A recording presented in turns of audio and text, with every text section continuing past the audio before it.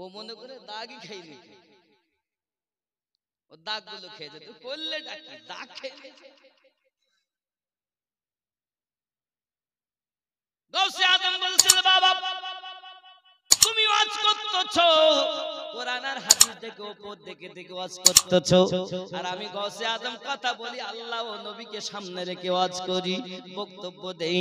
এই জন্য আমার তুমি বোতলের ভিতরে ঢোকনি, উপরে দেখে কথা বলতেছো, আর আমি গাউসে আজম ভিতর দেখে কথা বলতেছি।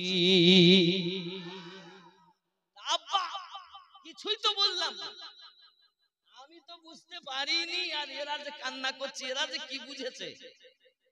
তাই শোনো ওদের কাছে। এখন গাউসে পাকের ছেলে জিজ্ঞাসা করছে যে বাবারা আপনারা এত কেঁদে জারে জার হয়ে যাচ্ছেন, কি বুঝেছেন একটু বলেন, আমি একটু বুঝি। তারা বলছে আমরা যা বুঝেছি আপনি তা বুঝবেন না। গাউসে পাক বলছেন, বাবা গো তুমি ওপর থেকে ওয়াজ করো বলে তোমার কথায় আসর হয় না, আর আমি ভিতর থেকে ওয়াজ করি বলে আমার কথায় মানুষের আসর হয়, দুনিয়া বদলে যায়।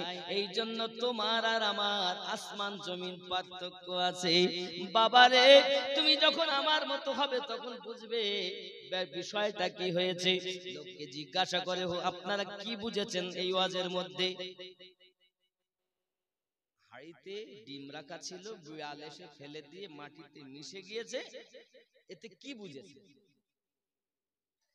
সবাই তখন বলছে বাবা আমরা এটাই বুঝেছি, ডিম মাটিতে পড়ে যাওয়া মানে আমাদের হুজুর আর বেশি দিন বাঁচবে না, মাটিতে শুয়ে যাবে, আমাদের থেকে হারিয়ে যাবে। আমরা চিন্তা করেছি যদি হুজুর আমাদের মাঝে না থাকে আমাদের উপায় কি হবে, এই বুঝি আমরা কান্না করতেছি। ওই মেহফিলের মানুষেরা জোরে বলুন না ইয়া ওলি আল্লাহ। গাউসে আজমের ওয়াজ হতো, 5 জন 10 জন 20 জন মানুষ জানাজার নামাজ পড়তে হতো। কারণ কি তারা ওয়াজ শুনতে শুনতে দুনিয়ার মনে থাকতো না, আল্লাহ আল্লাহ আল্লাহ আল্লাহ করতে করতে পাগল হয়ে যেত, জানাজার নামাজ পড়তে হতো। আব্বাজি আমার আমাদের সমাজে এখন তা নাই, কারণ আমাদের মনটা মরা হয়ে গেছে। আল্লাহর ওলিরা দিল থেকে কথা বলতেন, আর আমরা আলেম সমাজ উপর থেকে দেখে কথা বলি। তাও আবার যদি বেশি কথা বলে ফেলি হয় তার আমাকে ডাকবে না। সুদের কথা বলা যাবে না, মদের কথা বলা যাবে না, মিথ্যার কথা বলা যাবে না, তালে তাল মিলিয়ে চলে আসতে হবে, নইলে আমার দাওয়াত হবে না। ঠিক না বন্ধুরে আমার সোনা মানিক? আমার গাউসে পাক রাদিয়াল্লাহু তাআলা দুনিয়ার জমিনে এমন বড় ওলি, উনি ওয়াজ করতেছেন, ওয়াজ করতে করতে বাবা পৃথিবীর জমিনে এমন অবস্থা দেখা যায় না। আর একটি ছেলে তিনি আপনার কিনা ওয়াজ শুনতেছেন, আব্বার ওয়াজ শুনতে শুনতে গাউসে পাক বলছেন এই মেহফিলে শুধু আপনারা নয়, আমাদের সঙ্গে আল্লাহর অনেক জিন এই মেহফিলে উপস্থিত হয়েছে। তোমরা জানো না? বেটা জিজ্ঞাসা করছে আব্বা জিন কোথায়? বলে উপর দিকে নজর করো, দেখে হাজার হাজার জিন তারা হুজুরের ওয়াজ শুনে আর মৃত্যুবরণ করে। বাবাজি গাউসে পাকের শুধু মুরিদ মানুষ ছিল না, লাখো লাখো জিন পর্যন্ত হুজুরের মুরিদ ছিল। যে কোনো মুহূর্তে যেখান থেকে তার ভক্তরা ডাক দিয়েছে আমার গাউসে পাক হাজির হয়ে গেছে। তিনি হলেন গাউসে আজম।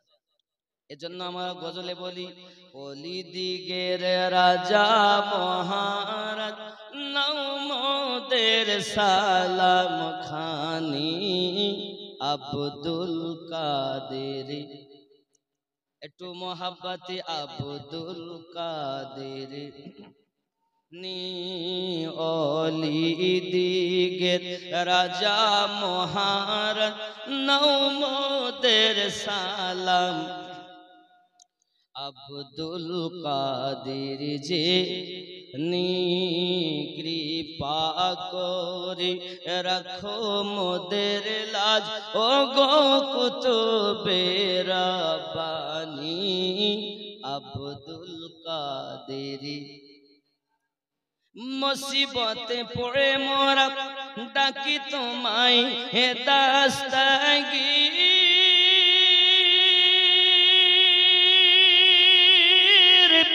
মুহূর্তেতে উদ্ধার করো ও গো মোদের বড় পীর। নাই তুলনা বিশ্ব মাঝে তুমি প্রাণে পীর লাশানি, আব্দুল জেলানি অলি দিগের রাজা, নাও মোদের সালাম খানি। আব্দুল রসুল পাকের তুমি পিয়ারা, মাওলা আলীর নয়ন তারা,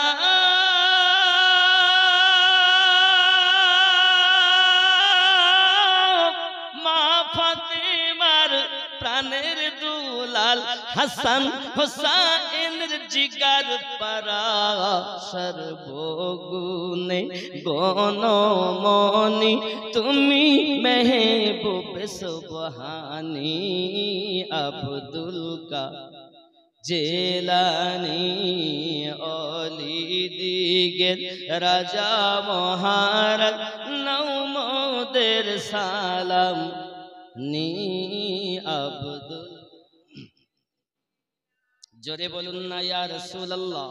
আব্বাসি আমার সোনা মানিকেরাও, আমার গৌসে আজম এত বড় আল্লাহর ওলি বাবা, ওনার একটা ভক্ত মুরিদ, তার নাম হলো আব্দুল্লাহ। আব্দুল্লাহ ওনার একটা ভালো মুরিদ, খুব ভক্ত মুরিদ। এখন মনে মনে চিন্তা করলেন, আমি একটু আমার ভক্ত মুরিদের বাড়িতে যাব। আমার গৌসে আজম বাড়ি থেকে বার হলেন, দরবার থেকে বার হই গুটি গুটি পাই আব্দুল্লাহর বাড়িতে রওনা দিয়েছেন। দরজার সম্মুখে যাইয়া দেখে বাড়িতে বাবা আব্দুল্লাহ নাই, দরজাটা বন্ধ। এমন সময় পাশে গিয়ে জানতে পারলেন আব্দুল্লাহ বাড়িতে নেই। আব্দুল্লাহর বেটাকে বিয়ে দেওয়ার জন্য চলে গেছে নিয়ে সঙ্গে। গাউসে পাক ওখান থেকে ফিরে এলেন।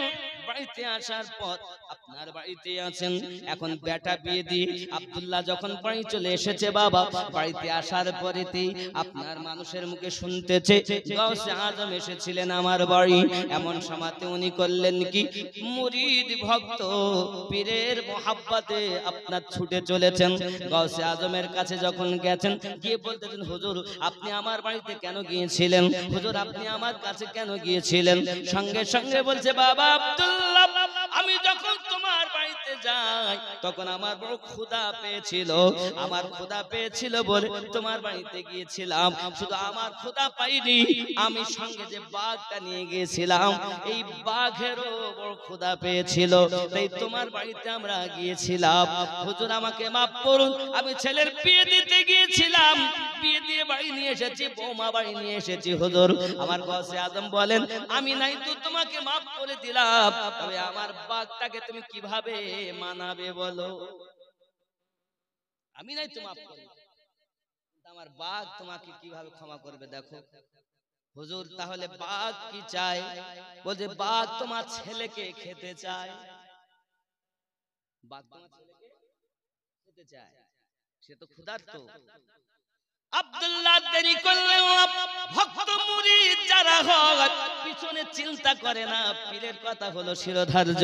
এখন ভক্ত আব্দুল্লাহ ছুটেছে, আর বাড়িতে বৌমা রেখে বিয়ে দেওয়া ছেলে সঙ্গে করে নিয়ে গাউসে আজমের দরবারে পৌঁছে গেছে। হুজুর এই যে আমার ছেলে আমি নিয়ে এসেছি, কারণ পীরের প্রতি মুরিদের ভক্ত মোহাব্বত হবে কেমন? এমন মোহাব্বত হবে জীবন সঁপে দিয়েছেন যেখানে, এই পীর আপনার হাসরের দিনে শাফায়াতকারী হবে। জোরে বলেন।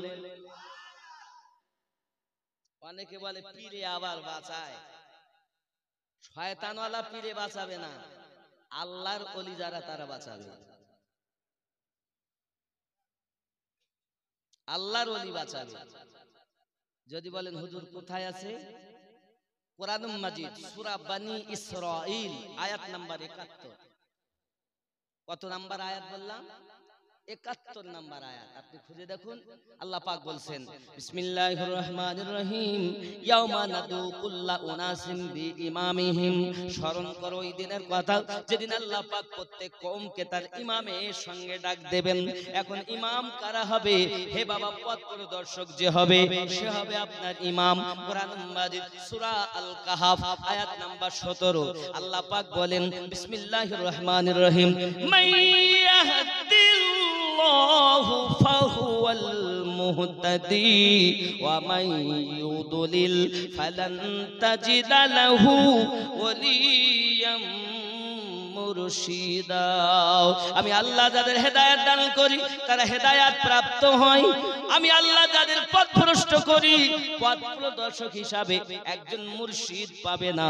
তাহলে মুর্শিদ পেয়েছে যারা, আল্লাহর ওলি পেয়েছে যারা, আল্লাহর কোরআন মোতাবেক হেদায়েত প্রাপ্ত হলো তারা। দুনিয়া জমিনে যারা আউলিয়া পায়নি, মুর্শিদ পাইনি, আল্লাহর কোরআন অনুযায়ী তারা হেদায়েত পাইনি। হে বাবা, অনেকেই বলে এখন পীর ধরতে হবে না, মুর্শিদ ধরতে হবে না। এখন যার কথাতে আপনি জীবন পরিচালনা করেছেন, যার কথাতে আপনি ওজিফা করতেছেন, যার কথাতে আপনি মুরাকাবা মুশাহিদা করতেছেন, যার কথাতে আপনি নামাজ পড়তেছেন, নামাজ পড়েন তো নাকি? কেমন নামাজ পড়েন? ধোঁকা দেওয়া, দাড়ি টুপি হাব্বা জুব্বা সবই তোমার সাদা, মনের মধ্যে থাকলে তোমার তিল পরিমাণ কাদা। নামাজ হইল না রে তোর, নামাজের নিলি না খবর। আর কি? মসজিদেতে আজান দিলে সবার আগে যাও, মসজিদেতে আজান দিলে সবার আগে যাও, মসজিদ থেকে বার হয়ে সুদের টাকা খাও। নামাজ হইল না রে তোর, নামাজের নিলি না খবর। আছে না বাবা? এরকম নামাজি মনে এখানে নেই। আরো খেয়াল করেন,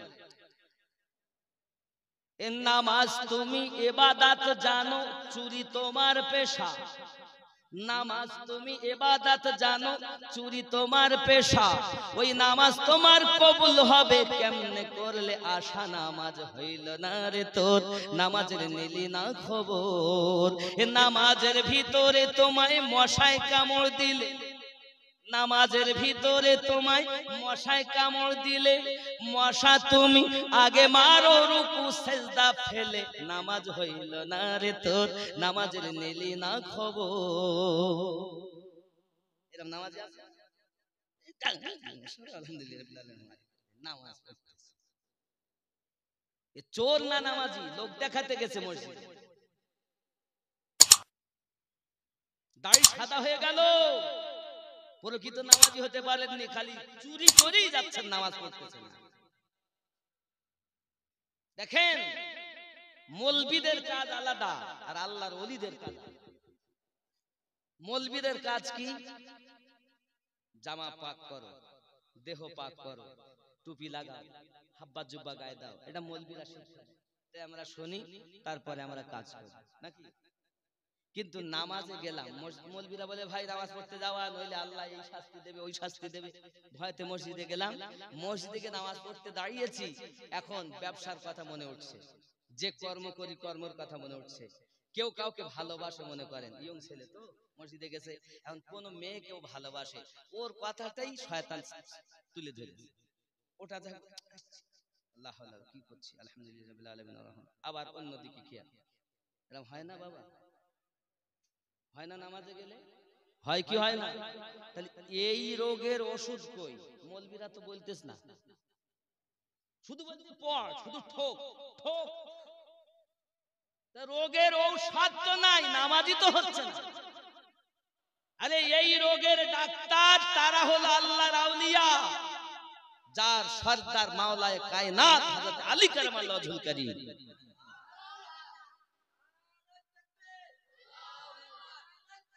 আল্লাহু আকবার, ইয়া রাসূলুল্লাহ, ইয়া রাসূলুল্লাহ, ইয়া আলী, ইয়া আলী, ইয়া হুসাইন, ইয়া হুসাইন, ইয়া হাসান, ইয়া হাসান, ইয়া আব্বাস, ইয়া আব্বাস, ইয়া গাউস, ইয়া গাউস, ইয়া খাজা, ইয়া খাজা। আল্লাহু আকবার। খাজা আমাদের, খাজা আমাদের, গস আমাদের, নাকি বলেন?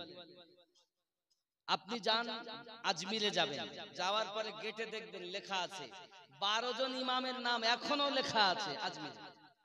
লেখা আছে মেন গেটে শাহ আস্ত হোসাইন, বাদশাহ আস্ত হোসাইন, দি আস্ত হোসাইন, দি পানা আস্ত হোসাইন, সদকাত নাদা দার দস্তে জি। দেখুন এখনো লেখা। মদিনাতুল মুনাওয়ারায় যাবেন, মসজিদ নববীতে, মসজিদ নববীর গেটে দেওয়ালে এখনো 12 ইমামের নাম লেখা আছে। মাওলা আলীর নাম লেখা, হযরতে হাসান পাকের নাম লেখা, হুসাইন পাকের নাম লেখা, জয়নুল আবেদিন পাকের নাম লেখা, ইমাম বাকার হুজুরের নাম লেখা, ইমাম জয়নুল আবেদিনের নাম লেখা, এক করে একদম ইমাম মেহেদী পর্যন্ত সব হুজুরদের নাম লেখা। জোরে বলে। আপনি ইসলামটাকে তামাশা মনে করেছেন?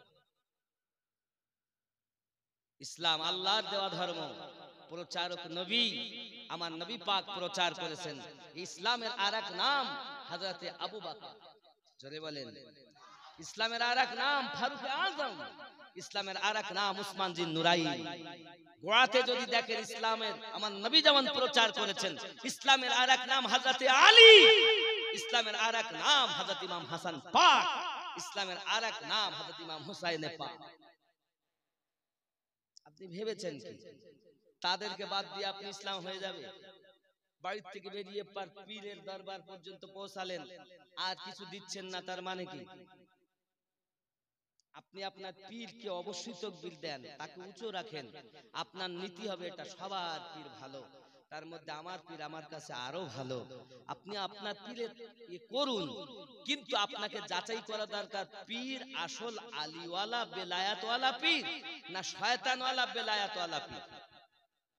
শয়তানের বেলায়াত যদি পায় শেষ। আর মাওলা আলীর বেলায়াত যেটা নবী থেকে আলীর কাছে, আর নবীর কাছে আল্লাহ থেকে। জোরে বলে। সেই বেলায়াত হয় অবশ্যই হাক্কানি ওলি। এই ওলি সম্পর্কে আল্লাহ পাক বলেন সূরা বনী ইসরাঈলের 71 নম্বর আয়াতে, ওই ওলির সঙ্গে হাসরের মাঠে উঠতে হবে। আল্লাহ ওই আউলিয়ার সঙ্গে ইমাম বলে ডাক দিয়েছেন। স্মরণ করো ওই দিনের কথা, যেদিন আল্লাহ পাক প্রত্যেক কওমকে তার ইমামের সঙ্গে ডাক দেবেন। ইমাম তিনি, দুনিয়ায় আপনার পথ প্রদর্শক যিনি, যার কথা শুনে, যার নীতি মোতাবিক আপনি দুনিয়ায় জীবন যাপন করেছেন। আব্বা আমার, আমি আপনাকে এটাই বুঝাতে চাচ্ছি, মুর্শিদ যারা পেয়েছে আল্লাহর কোরআন মোতাবিক হেদায়াত তারা পেয়েছে। আব্বাজি আমার সোনা মানিকেরা, গাউসে আজম বলেন আমি নাই তো মাফ করব, আমার বাঘ কিভাবে মানাবে তুমি দেখো। এখন আমার বাঘ তো তোমার ছেলের খেতে চায়, ছেলেকে নিয়ে হুজুরের দরবারে গেলেন। এখন বাঘ খাঁচার ভিতরে বন্দী করা আছে। হুজুর আপনি যদি বলেন আমার কোনো অসুবিধা নাই, আমি আমার বিয়ে দেওয়া ছেলে বৌমা রেখে চলে এসেছি, আমার বলে কিছু নাই, সব আপনার, আপনি যেটা চাবেন আমি দিতে রাজি। জোরে বলে। আর এখনকার মুরিদ কি সাহেব কথা বলিছে, ঠিক বলিস তা ভুল বলি, এ মুরিদ না বলে এ হলো মুরগি, তা দেয়। বাবা যারা সঠিক পীর হয়, মুরগি যেমন ডিম নিয়ে বসলে 21 দিন 22 দিন পরে মুরগির বাচ্চা চিমচিম করে, আর পীরের তাওয়াজ্জুতে যদি মানুষ বসে, আল্লাহ ওয়ালা যারা, আল্লাহর ওলি যারা, তাদের সামনে বসলে মানুষ আল্লাহ আল্লাহ করে। এ হলো আল্লাহর ওলি, শয়তানের ওলি না। আব্বাজি আমার সোনা মানিক, গাউসে আজম বলেছেন মানাও তুমি। এখন সন্তানকে নিয়ে খাঁচার ভিতরে ছেড়ে দিয়েছেন, যাওয়া বাঘে যদি তোকে খেয়ে নেয় আমার কোনো আপত্তি নাই, কারণ আমার হুজুর নাখোশ হয়ে আছে। হুজুরের দরবারে থাকা বাঘ পর্যন্ত নাখোশ হয়ে আছে। হুজুর আমার সব, হুজুরের দরবারে সবকে আমি ভালোবাসি।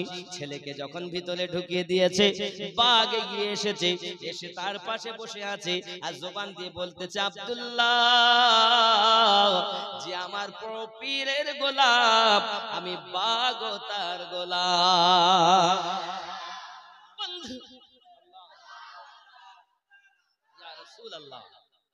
তাহলে বোঝা গেল আল্লাহর ওলি গৌসে আজম আল্লাহর গোলাম, সেই পীরের মুরিদ হলো তাদের গোলাম, অবলা জীব বাঘ হলো তাদের গোলাম। বাঘ বলতে চাচ্ছে, আব্দুল্লাহ, তোমার ছেলেকে কেমন করে খাবো? তুমি যে গৌসে আজমের গোলাম, আমিও তো তোমার গোলাম। তুমি তো গৌস পাকের পাগল, আমি তো তার পাগল, তাহলে আমরা তো সব একে অপরের ভাই ভাই হয়ে গেলাম। জোরে বলে, মার পেটের ভাইয়ের থেকে পীর ভাইয়ের দাম বেশি। আপনি বলতে পারেন আমিনুদ্দিন ভাই, মার পেটের ভাই, একই মায়ের দুধ পান করেছি, একই মা পেটে রেখেছেন, রক্তের সম্পর্ক, তার থেকে পীর ভাইয়ের সম্পর্ক অতি ঘনিষ্ঠ। জি হ্যাঁ, এই কারণে বাবা আমার মায়ের পেটের ভাই হলো রক্তের সম্পর্ক, আর পীর ভাই হলো আত্মার সম্পর্ক। এই সম্পর্ক যার আছে পৃথিবীর জমিনে সেই ব্যক্তি কামিয়াব হয়ে আছে, আর এই সম্পর্ক যারা নাই দুনিয়ার জমিনে কোনো মজা পাই নাই। আব্বা আপনি নামাজ পড়তে গেছেন, নামাজে আপনার মন বসে না।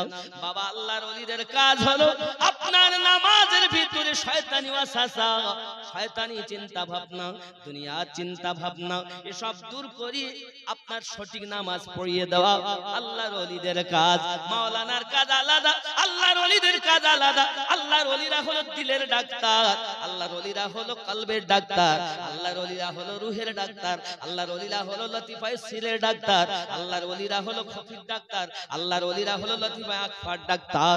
আব্বাজি, এই লতিফাগুলোর ডাক্তার তারা আল্লাহর ওলি। কিভাবে তারা আল্লাহ পেয়েছেন? আল্লাহর ওলির কাছে গেলে আপনি জানতে পারবেন। বাবা আমার, আপনি মরার আগে মরে যান, ওলিতে বিলীন হয়ে যান। আমার গৌসে আজমের পাওয়ার সম্পর্কে আপনাদের কি বললো? আল্লাহর ওলি গৌসে পাক মুহূর্তের মধ্যে মাথা থেকে সে মাথা চলে যেতে পারে, এটা আল্লাহ পাক আমার গৌসে আজমকে শান দিয়েছেন। আর জোরে বলুন না ইয়া ওলি আল্লাহ। আমি বলেছি, মন ভক্তি ভরে মুর্শিদ ধরে ওগো কর সাধনা। সাধনা করতে যাচ্ছ, হচ্ছে তো তোমার নামাজ। নামাজ কেমন হবে? মাওলা আলীকে জিজ্ঞাসা করুন, হুজুর নামাজ কেমন পড়বো? মাওলা আলী বলতেছেন, নামাজ এমন পড়ো, এই নামাজ তুমি যখন পড়বে তোমার নামাজের মধ্যে এমন হালাত হবে তুমি নিজেই টের পাবে। বাবা মাওলা আলীকে জিজ্ঞাসা করি, হুজুর আপনি কেমন নামাজ পড়েন? জিহাদের মাঠে চলে গেলেন, আলী রাদিয়াল্লাহু তাআলা নূর পায়ে আপনার তীর ঢুকে গেল। বাবা তীরটা যখন ঢুকে গেছে, তীর আর হাত দিতে দেয় না কাউকে, চিৎকার মেরে মেরে কাঁদে। নবী আমার বলেন, খবরদার তীরে কেউ হাত দিও না, আমি যখন অর্ডার করব তখন যাবে। আমার আলী রাদিয়াল্লাহু তাআলা আনহু নামাজ পড়তে গেলেন, সেজদাতে যখন গেছেন নবী অর্ডার দিলেন, এবার তীরটা বার করো। আলী নামাজে আছেন, তীরটা টেনে বার করা হয়, আলী টের পায় না, এর নাম হলো নামাজ। নামাজের ভিতরে আমায় মশাই কামড় দিলে, নামাজের ভিতরে তোমায় মশাই কামড় দিলে, মশা তুমি আগে মারো, রুকু সেজদা ফেলে নামাজ হইল না রে তোর, নামাজের নিলি না খবর। কথা কি ভুল বলতেছি? নামাজ কি এরকম হচ্ছে? আমাদের সঠিক হচ্ছে তো নামাজ? যত চিন্তা নামাজে গেলে। সাধনা করো, মুর্শিদকে ধরো, মন ভক্তি ভরে মুর্শিদ ধরে ওগো কর সাধনা। সঠিক পথে পাবে সন্তান হেলা করো না, মন ভক্তি ভরে মুর্শিদ ধরে ওগো কর সাধনা। ফুলের মধ্যে মধু আসে, গোবরে কি তার টের পেয়েছে, কেবল মৌমাছি মধু চুনেছে, মধুপূর্ণ মৌচা খানা, মন ভক্তি ভরে মুর্শিদ ধরে কর সাধনা। আল্লাহুম্মা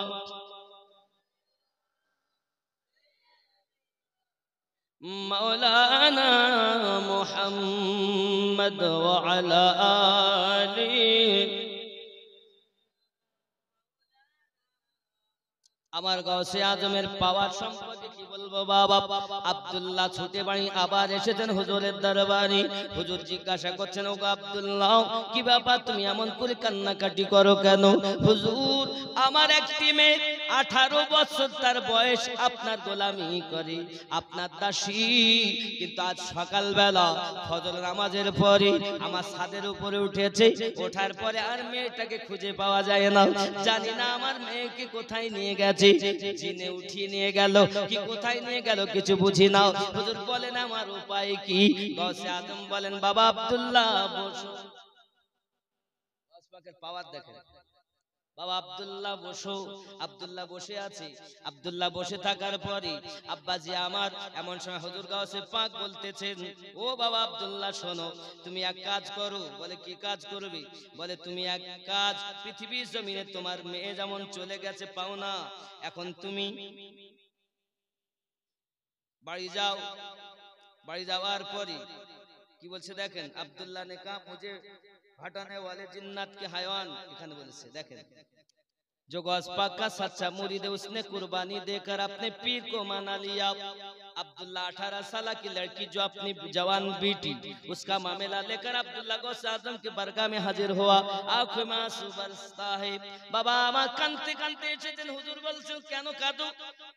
আব্দুল্লাহ বসো, মুরিদ লা তাখাফুল লা তাখাফ লা তাখাফু আল্লাহু ইয়া রাব্বি, আমার মুরিদ যারা হবে তাদের কোনো ভয় থাকবে না। গস পাক খেয়াল করেন, এবার দেখেন কি বলছে। उसने कहा सरकार इज्जत का मामला है, হুজুর সম্মান প্রেস্টিজের ব্যাপার। কি বলছেন?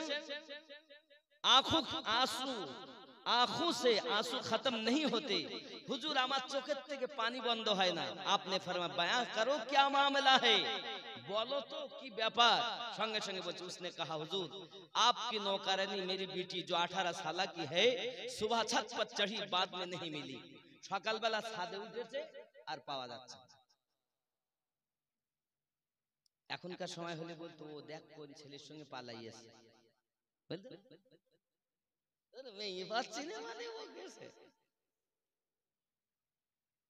মানে আগে থেকে কন্টাক্ট হয়ে থাকে তো সব। এখানে ওরা অমন না। খেয়াল করেন अब्बा जी हमारे पता नहीं चला कहाँ गई है, फरिश्ता लेके गया, कोई जिन उठा कर लेके गया, ফেরেশতারা নিয়ে গেল কি জিন উঠিয়ে নিয়ে গেল কিছু বুঝতে পারলাম না।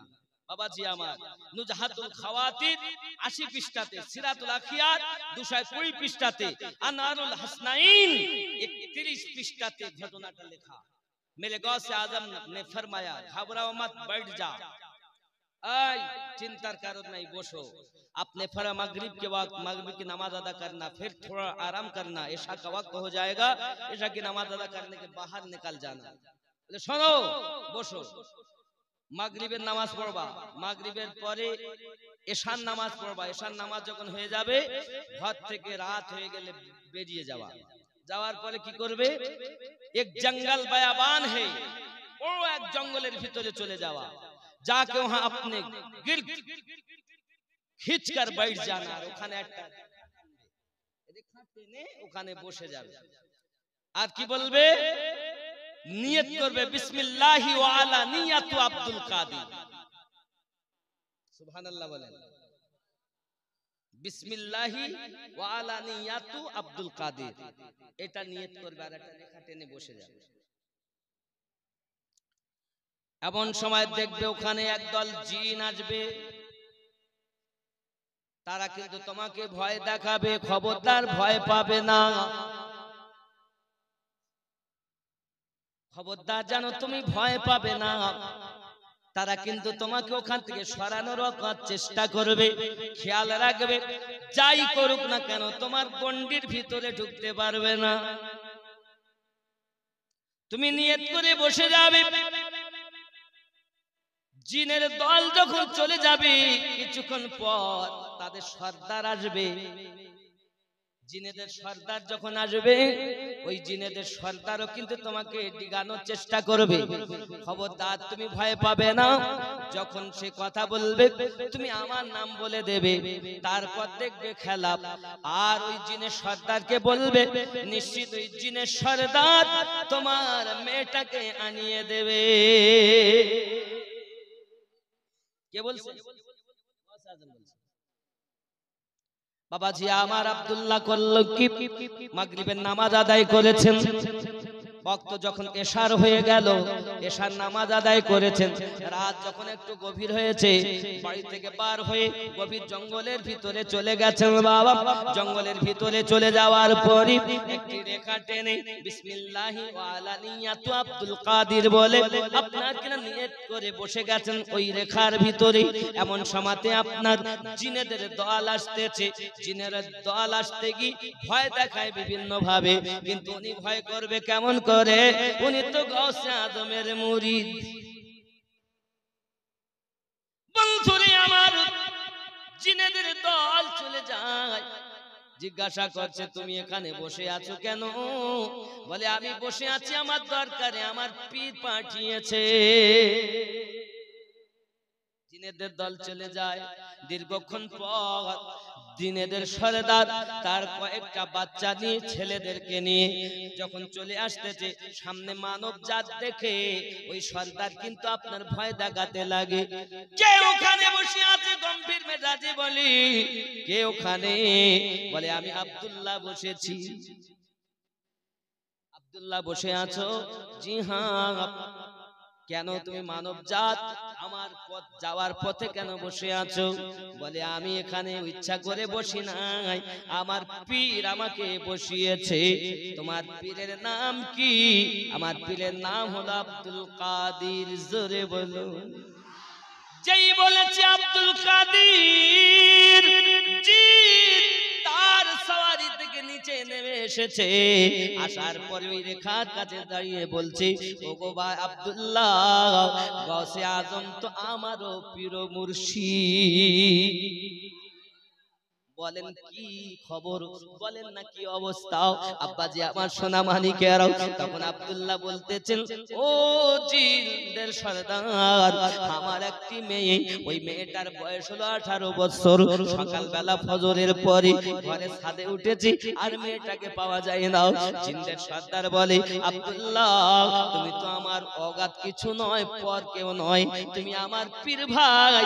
আমি যে গাউসে আজমের মুরিদ, তুমিও গাউসে পাকের মুরিদ। জোরে বলে। মানুষের শুধু উনি পীর নয়, জিনদেরও পীর।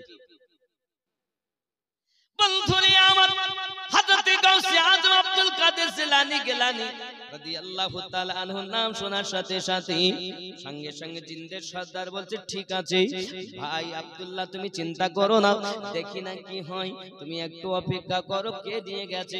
আই জিন সম্প্রদায়, তোমরা বলো তোমাদের মধ্যে কে এমন কাজ করেছে? আমার আব্দুল্লাহর মেয়েটাকে কে উঠিয়ে নিয়ে গেছে। সঙ্গে সঙ্গে একজন তাদের মধ্য থেকে বলছে, হুজুর বলছে, হুজুর আমাদের মধ্য থেকে একজন জিন, যার বাড়ি হলো চীন দেশে। কোন দেশে? চীনের বাসিন্দা, সে ওর মেয়েটাকে উঠিয়ে নিয়ে চীন দেশে চলে গেছে। সঙ্গে সঙ্গে বলছে তাকে 5 মিনিটের মধ্যে হাজির করো। আব্বাসী আমার, এখন জিনদের জল্লাদ বললো কি জানেন? তাকে ধরেছে বাবা, ধরার পরে 5 মিনিটের মধ্যে হাজির হয়ে গেছে। এখন আব্দুল্লাহর মেয়ে সহ ওখানে উপস্থিত হয়ে গেছে। জোরে বলে। বাপের কাছে যখন মেয়ে এসে গেল। এ বাবাজি সোনা মানিকের জিন্দের সর্দার বলতেছে এক কাজ করো, একে আর রাখা যাবে না, একে ধরো আর কতল করে দাও, কারণ আমার নামে শিকায়েত আমার পীরের কাছে হবে। আমি জিন সর্দার চাই না বাবা। জিন্দের জাল্লাদ করলো কি, তাকে ধরে নিয়ে গিয়ে আপনার কিনা জবাই করে দিল। বোঝা গেল আমার গৌসে আজম শুধু মানুষের পীর না, লাখো লাখো জিনদের পীর।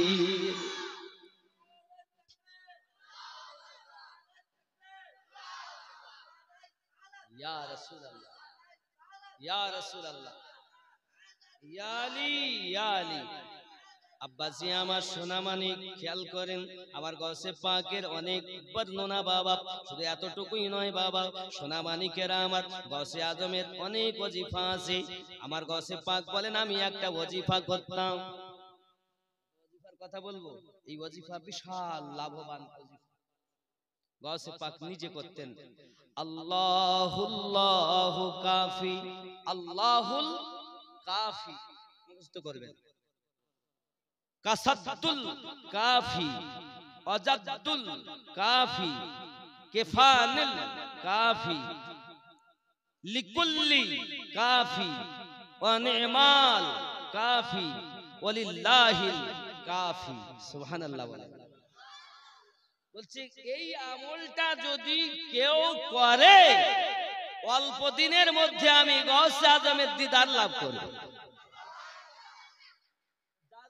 পীর সাহেবের মহব্বতি এই আমলটা করবে, রেকর্ডিং হয়ে গেছে। এটা গৌসে আজম নিজে করতেন, ভক্তবৃন্দদের শিক্ষা দিয়েছেন এই আমলটা। কথা বুঝতে পারছেন? আব্বাসি আমার সোনামানি গৌসে পাকের কারামাত আর কি বলবো। বাসরা নগরে একজন মহিলা, তার একটি সন্তান, পুত্র সন্তান দুনিয়া থেকে মারা গেছে অল্প বয়সে। এখন মা জননীর কোলে বাচ্চা, মা চায় বাচ্চাটাকে ছাড়বো না, বাচ্চাটাকে আমি যদি ছেড়ে দেই তারা গোসল দেবে, দাফন কাফন করে দেবে, আমি আমার বেটাকে আর দেখতে পাবো না। মা তার বাচ্চাকে কোলে কোলে নিয়ে বসে আছে। হে বাবাজি আমার সোনামানিকের, বাসরা নগরের ঘটনা, বাসরা নগরের ঘটনা। মা বাচ্চাটাকে কোলে করে নিয়ে বসে আছে। এলাকার মানুষ আসে, মা তুমি তোমার বাচ্চাটা দাও, আমরা গোসল করে কাফন দাফনের ব্যবস্থা করব। মা বলে না, আমি আমার বাচ্চা দেব না, আমার কোলে যদি বাপ মরে গেছে বাচ্চা, এখন আমি আমার বাচ্চা নিয়ে যতদিন পারি বাজবো। বলে তোমার বাচ্চা পচে যাবে, বন্ধ হবে, আমরা বসবাস করতে পারবো না। যদিও পচে যায় তাও যাক, আমি মা আমার বাচ্চা ছাড়বো না, কারণ বেদনা কষ্ট তো আমি ভোগ করেছি, তোমরা কি বুঝবে সন্তানের কত বেদনা হয়, আমি মা আমার বাচ্চাকে ছাড়তে পারবো না। এলাকার মানুষ তখন জোর করে ছিনিয়ে নিতে চায়। মহিলাটা তার বাচ্চাকে কোলে করে নিয়ে পালাতে আরম্ভ করেছে। বাবা মনে করুন আপনাদের এই গ্রামটার নাম মধ্যপাঁচলা, যেদিকে রাস্তায় বাজার আছে না, হ্যাঁ এই যে বাজারটার নাম কি, ওটাকে কি বলে? পাঁচলা বাজার। এখন পাঁচলা বাজারে সব সময় লোকজন থাকে, পাড়ার মধ্যে না থাকে, কিন্তু ওই দোকান পাশার যেখানে ওখানে সবসময় লোকজন থাকে। মেয়েটা যখন বাচ্চাকে কোলে করে নিয়ে পালাতে যায়, পালানোর সময়তে আপনার কি না দেখা যায় গ্রামের মানুষ, ওই বাজারের মানুষেরা ধরে নিয়েছে। বাবা বাদশাহনগরে শহরে ধরে নিয়েছে। মেয়েটাকে জিজ্ঞাসা করে কি ব্যাপার, কি ব্যাপার, লোকজন এক জায়গায় হয়ে গেছে, আমি আমার বাচ্চা বেটাকে ছাড়বো না, আমার কলিজার টুকরাকে ছাড়বো না, পচে যায় যাবে, আমি মা তাকে ছাড়বো না, মাটিতে তাকে দাফন করতে দেব না। সঙ্গে সঙ্গে আপনার একজন ওখানে বসেছিলেন, উনি বলতেছেন মা তুমি কি চাও? বলে আমি আমার বাচ্চাকে জিন্দা করতে চাই, আমি আমার বাচ্চাকে জীবিত চাই, আমি আমার বাচ্চা তোমাদের দেব না। সঙ্গে সঙ্গে ওই ব্যক্তি বলেন তিনি ছিলেন গৌসে আজমের ভক্ত মুরিদ। জননী গো ও জননী মা, তুমি যদি তোমার বাচ্চাটা জীবিত চেতে চাও, তুমি যদি তোমার বাচ্চাটা জীবিত দেখতে চাও, বাদশাহনগরে থাকতে হবে না মা, তুমি বাদশাহনগর থেকে বাগদাদে চলে যাও। বাগদাদে চলে যাবে যখন, বাগদাদের সরজমিনে যাওয়ার পরে দেখবে আসরের নামাজ যখন হবে, আসরের নামাজ আযান হবে আসরের, তুমি ওই বাগদাদের নিকটে একটা জঙ্গল আছে, ঝোপ আছে, ওই ঝোপের ভিতরে লুকিয়ে যাবে। আসরের আযানের পর নামাজ হবে, নামাজের পরে গাউসে আজম 40 জন ভক্ত মুরিদকে নিয়ে বার হয়ে আসে। আসার পরে ওই ঝোপের কাছে আসার পরে উনি ওনার ভক্তদের প্রতি একটু তাওয়াজ্জুহ নজর দেন, দেওয়ার সাথে সাথে 40 জন ভক্ত বেহুশ হয়ে মারা যায়, জমিনে পড়ে যায়। হুজুর একটু ঘুরে ফিরে আবার যখন ওখানে এসে কুম্বি ইজনিল্লাহ বলে, সমস্ত মরা কোনো জিন্দা হয়ে যায়। ওগো জননী মা, তুমি ওই জঙ্গলের ভিতরে যাবে, জঙ্গলের ভিতরে লুকিয়ে থাকবে, জঙ্গলের ভিতরে লুকিয়ে থাকবে। আর হুজুর যখন আসবে, ওইখানে আসার পরে ভক্ত মুরিদ গুলো যখন মারা যাবে, হুজুর যখন চলে যাবে, তুমি তোমার বাচ্চাটাকে ওই মুর্দাদের দলে শুইয়ে দেবে। হুজুর যখন এসে বলবে কুম বিজনিল্লাহ, ওই 40 জনের সঙ্গে তোমার মেয়ে, তোমার ছেলেটাও জিন্দা হয়ে যাবে। খেয়াল করুন বাবা, আমরা কোন পীরের অনুসরণ করি, কোন গাউসে পাকের কথা বলতেছি? আমার আনিসুর রহমান